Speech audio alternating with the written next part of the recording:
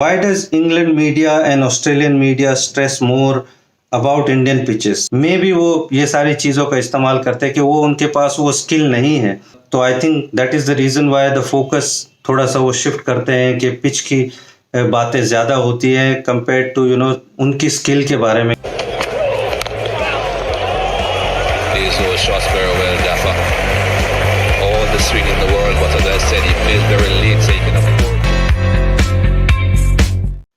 Hi everyone, welcome back to my YouTube channel.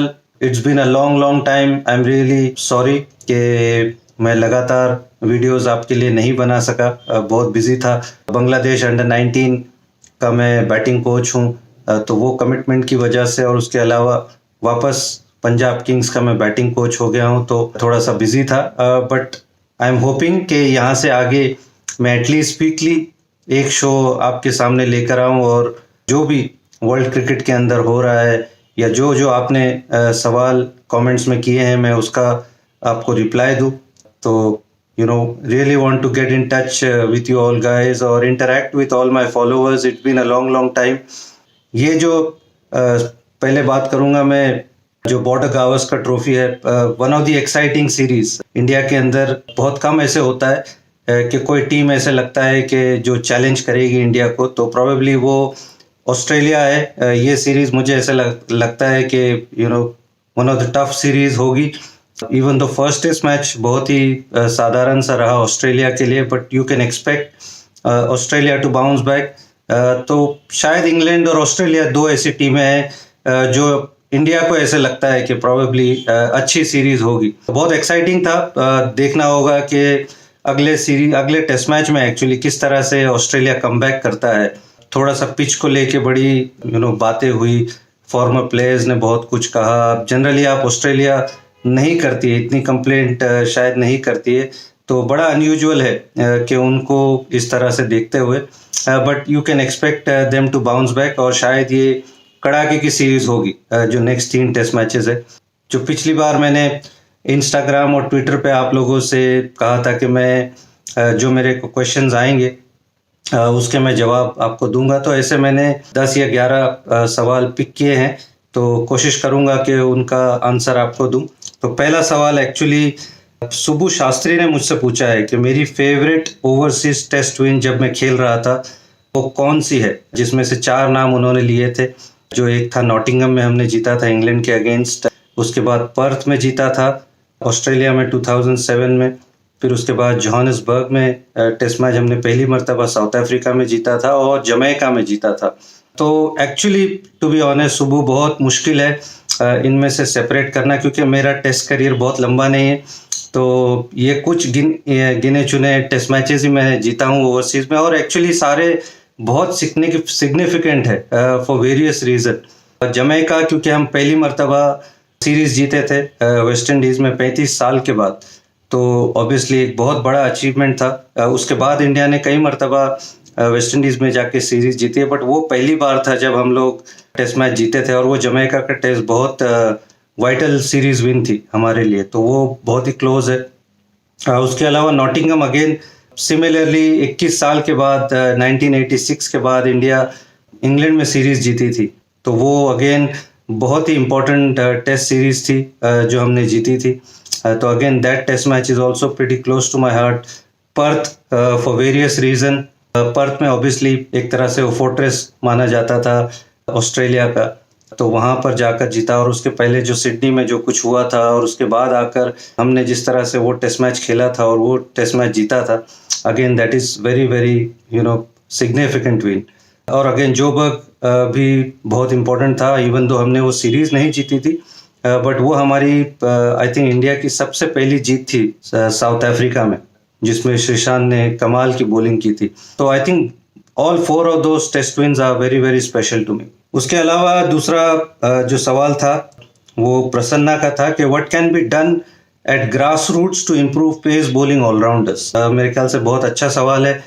First of all मुझे लगता है कि जो ऑलराउंडर्स होते हैं उनको थोड़ा सा चांसेस ज़्यादा देने चाहिए मेरे हिसाब से, क्योंकि बहुत कम होते हैं ऑलराउंडर्स, और अगर हमको कहीं ऐसे आइडेंटिफाई होते हैं ऑलराउंडर्स जो बैटिंग भी अच्छी करते हैं, बॉलिंग भी अच्छी करते हैं, तो आई थिंक उनके साथ थोड़ा सा पेशेंस दिखाना ज़रूरी है, उनके साथ स्टिक होना ज़रूरी है और उनको थोड़ा अलाउ करना चाहिए फेलियर्स, क्योंकि जब किसी के पास इस तरह की एबिलिटी होती है तो आई थिंक उनको बैक करना बहुत ज़रूरी है, उनको कॉन्फिडेंस देना बहुत ज़रूरी है, क्योंकि ऑलराउंडर्स मुझे ऐसा लगता है कि आज की क्रिकेट में बहुत इंपॉर्टेंट है। वाइट बॉल क्रिकेट में तो है ही, बट रेड बॉल क्रिकेट में भी वो आपकी टीम का वो बैलेंस बहुत बढ़िया बनाता है।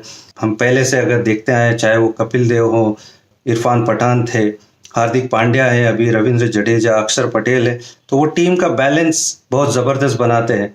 तो I feel we need to be patient with them और उनको थोड़ा सा बैक करने की ज़रूरत है। तीसरा सवाल है कि कैन जावेद का कि कैन ऑजी बाउंस बैक, और जैसे मैंने पहले कहा कि ये ऑजी टीम और ख़ास करके Australians, you can expect them to bounce back, क्योंकि उनके पास क्वालिटी है, उनके पास बैट्समैन है। वैसे स्टीव स्मिथ ऑब्वियसली इंडिया में रन बना चुके हैं, मानस लबुशेन है, टेरिफिक फॉर्म में है, स्पिन अच्छी खेलते हैं, उसके अलावा डेविड वार्नर है, तो बहुत सारे पेडिग्री है उनके पास, इसमें कोई डाउट नहीं है, and you can expect them to bounce back. उनके पास बॉलिंग है, पैट कमिंस ऑलवेज अच्छा बॉलिंग करते हैं, सब कॉन्टिनेंट कंडीशन में अच्छी बॉलिंग की है। मिचेल स्टार्क वापस आएंगे दूसरे टेस्ट मैचेस में, नेथन लायन प्रूवन प्लेयर है, तो I think you can expect कि this Australian team to bounce back. वो ऐसी टीम नहीं है कि जो इजीली सरेंडर कर देगी, तो without a doubt you expect them to bounce back. चौथा क्वेश्चन है गोहिल का, इंस्टाग्राम पे आया था, do you think increase in T20 cricket has affected quality of test cricket? मुझे ऐसा लगता है कि T20 क्रिकेट की वजह से टेस्ट क्रिकेट बहुत एक्साइटिंग हो गया है, क्योंकि हमको बहुत सारे रिजल्ट्स मिलने लग गए हैं टेस्ट क्रिकेट में, और लेटली हमने जो कुछ टेस्ट मैचेस देखे हैं, फिफ्थ डे के ऊपर जाके बहुत एक्साइटिंग फिनिशेस हमको देखने मिले, इवन तो चाहे वो ड्रॉ हुए हों, चाहे हम वो गैबा का टेस्ट मैच ले ले, या वो बेन स्टोक्स का वो 100 हेडिंगले वाला जो था वो ले ले, इवन कुछ ड्रॉज भी ऐसे हुए जो बिल्कुल फिफ्थ डे लास्ट सेशन में ऑलमोस्ट मैंडेटरी ओवर्स में जाके पता नहीं है कि टीम कौन सी जीतेगी कौन सी हारेगी। तो मेरे ख्याल से जो T20 का इफेक्ट है वो टेस्ट क्रिकेट को बहुत एक्साइटिंग बना रहा है और बहुत सारे रिजल्ट हमको देखने मिल रहे हैं। Batting has become lot more exciting, बहुत रन्स बन रहे हैं, batsman have become lot more adventurous. England specially recent past में जिस तरह से क्रिकेट खेल रहा है, they have come up with something new. ये देखना होगा कि ये कितना लास्ट करता है, but that has definitely made test cricket very very exciting. तो आई वुड से कि टेस्ट क्रिकेट T20 की वजह से और एक्साइटिंग हो गया है मेरे हिसाब से। चंदन शर्मा का सवाल है कि why world test championship final again is being played in England. मेरे ख्याल से वो जो फाइनल का जो टाइम आता है, जो वो साइकिल एंड होता है, वो शायद जून जुलाई का टाइम होता है, और उस टाइम पे सिर्फ क्रिकेट या तो इंग्लैंड में होती है या वेस्ट इंडीज में होती है। तो West Indies because of the time difference और ब्रॉडकास्टर्स के लिए शायद वो डिफिकल्टी होती है टू गेट दैट TRP की हम बात करें या फिर वो व्यूइंग की बात करें, तो उस लिहाज से मुझे लगता है कि इंग्लैंड बेटर सूटेड होता है ब्रॉडकास्टर्स के लिए। तो I feel that is the reason why ये वर्ल्ड टेस्ट चैंपियनशिप का फाइनल इंग्लैंड में ही होता है। बट ठीक है, ये चाहे इंग्लैंड में हो, but we want to see 5 days cricket. Last time जिस तरह से रेन अफेक्टेड मैच हुआ था, पहला दिन शायद नहीं हुआ था और बहुत अनसर्टेनिटी थी वेदर के हिसाब से। तो ऑल वी वांट इज के अच्छा क्रिकेट खेला जाए, अच्छे वेदर में खेला जाए। इंग्लैंड में वेदर की थोड़ी इशू होती है, तो I think all in all we only want कि good cricket is being played, कि जहाँ पे अच्छा गेम देखने को मिले, रिजल्ट आए। और इंग्लैंड में है तो वेदर का थोड़ा क्वेश्चन मार्क होता है, तो वही एक थोड़ा सा डाउट है। Otherwise I think we all are fine कि अगर इंग्लैंड में हो, but as long as the cricket is very good. उसके अलावा एटो वेसेलो का सवाल है, why do you think India is invincible at home? Pretty simple मेरे हिसाब से, क्योंकि इंडिया की जो बॉलिंग है has been phenomenal Indian conditions के हिसाब से, और इंडिया के जो स्पिनर्स है आई थिंक वो बहुत कंसिस्टेंट है। इंडिया की fast bowling has been magnificent, चाहे हम वो बात करें जहीर खान की, या उससे पहले जवागल श्रीनाथ, उसके बाद ईशान शर्मा आए, और अब तो जिस तरह से जसप्रीत बुमराह, मोहम्मद सिराज, शामी है, तो फास्ट बॉलर्स से भी वी आर बीटिंग टीम्स। और उसके अलावा स्पिनर्स तो हमारे पास है ही, हमारे स्पिनर्स बहुत कंसिस्टेंट है। और हमारी बैटिंग ऑब्वियसली, चाहे अगर ऊपर भी लोग रन नहीं बनाते टॉप ऑर्डर, तो हमारे लोअर ऑर्डर ने बहुत बार इंडियन टीम को बचाया है, चाहे वो ऋषभ पंत हो रविंद्र जडेजा हो, अश्विन हो, तो आई फील कि जो ओवरऑल डेप्थ है आई थिंक इंडिया की, वो कॉन्फिडेंस देती है कि हम इस कंडीशंस में भारत को हराना बहुत मुश्किल है। और वो स्पिनर्स मुझे लगता है कि सामने वाली जो टीम होती है, ऑपोजिट टीम होती है, उनके पास वो क्वालिटी नहीं है। लास्ट टाइम प्रोबेबली वो क्वालिटी हमको देखने मिली, मे बी वो 2012 में जब इंग्लैंड टीम आई थी, जब मॉन्टी पनेसर और ग्रैम स्वॉन थे, और वो सीरीज इंडिया ने, भारत ने लास्ट इंडिया में हारी थी। तो उस तरह की क्वालिटी हमको देखने को नहीं मिलती कि जो इंडिया की बैटिंग को चैलेंज करे consistently. So that is the reason why. और इंडिया की जो बॉलिंग है वो कहीं रिस्पाइट नहीं देती सामने वाली बैट्समैन को। उनके अश्विन है, जडेजा है, आप अक्षर पटेल हैं, कुलदीप है, तो सामने वाले बैट्समैन के लिए बड़ी मुश्किलात पैदा करते हैं। तो that is the reason why कि इंडिया इज ऑलमोस्ट इनविंसिबल। और इस तरह का रिकॉर्ड मुझे नहीं लगता है किसी टीम का होम पर है, चाहे हम ऑस्ट्रेलिया की बात करें, चाहे इससे पहले वेस्ट इंडीज थी। बट जिस तरह से इंडिया डोमिनेट करता है, कभी कभी ऐसे लगता है कि ये इतना बात नहीं किया जाता इंडिया के डोमिनेशन का जो होम कंडीशन में इंडिया करती है। तो आई थिंक वो चीज़ थोड़ा सा हमको बोलना चाहिए और थोड़ा सा भारतीय टीम को उसकी प्रेज देनी चाहिए कि it's not a mean achievement to dominate at home for so long. So credit goes to all the Indian players के जिस तरह से वो इंडियन कंडीशंस में day in day out perform करते हैं। अगला सवाल है जयदीप का कि combination of spinners and pacers in ODI, can we see 3 spinners being played in the world cup? I think that is a possibility without a doubt. मेरे हिसाब से तो रविंद्र जडेजा और अक्षर पटेल तो सर्टेनिटी होना चाहिए। और थर्ड स्पिनर मेरे ख्याल से could be Kuldeep Yadav, could be Washington सुंदर, डिपेंडिंग अपॉन द कंडीशंस, क्योंकि हमारे पास हार्दिक पांड्या है जो ऑलराउंडर की मैं बात कर रहा था, वो हमको वो बैलेंस दे सकते हैं। If he doesn't bowl 10 overs, even if he bowls 7-8 overs, और उसके बाद बुमराह और सिराज अगर होंगे, तो I think India can afford to play 3 spinners. और अगर स्पिन होगी कंडीशंस तो व्हाई नॉट, क्योंकि हमारे अगर 2 ऑलराउंडर हैं, अक्षर और रविंद्र जडेजा, तो हमारी बैटिंग भी लंबी हो जाती है और बहुत वेराइटी आ जाती है। तो I can see India playing 3 spinners in the world cup. उसके बाद अगला सवाल है समर देसाई का कि which players are important in women's world cup, can they take inspiration from under 19? Without a doubt, I think ये बहुत बड़ा अचीवमेंट था कि जो अंडर 19 टीम ने पहला जो वर्ल्ड कप हुआ है अंडर 19 का विमेंस का, उन्होंने जीता है और बहुत कमाल की डोमिनेशन दिखाई है।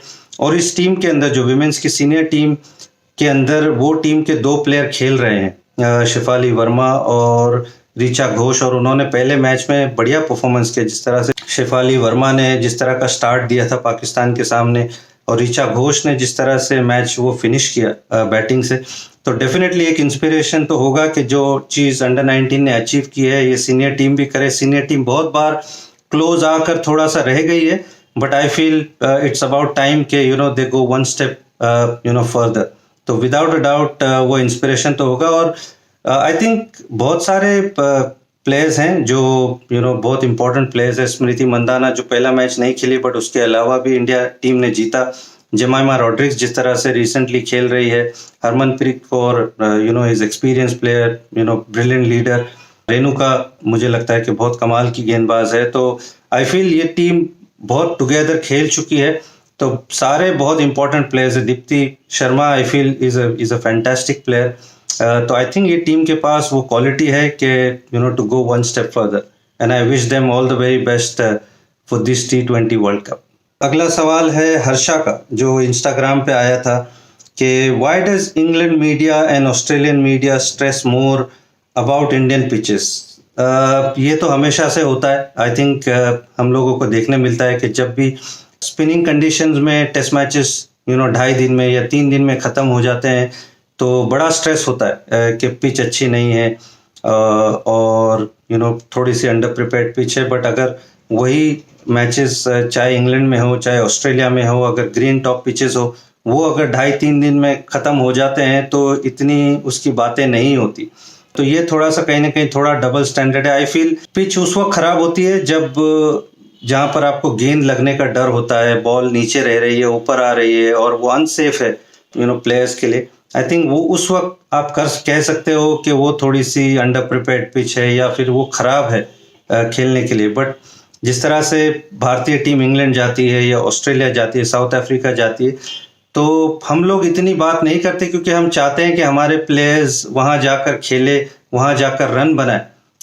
और कभी कभी हम हमारी कंडीशंस में जो प्लेयर्स रन बनाते हैं उसको थोड़ा सा इतना मुझे लगता है कि प्रेज नहीं करते।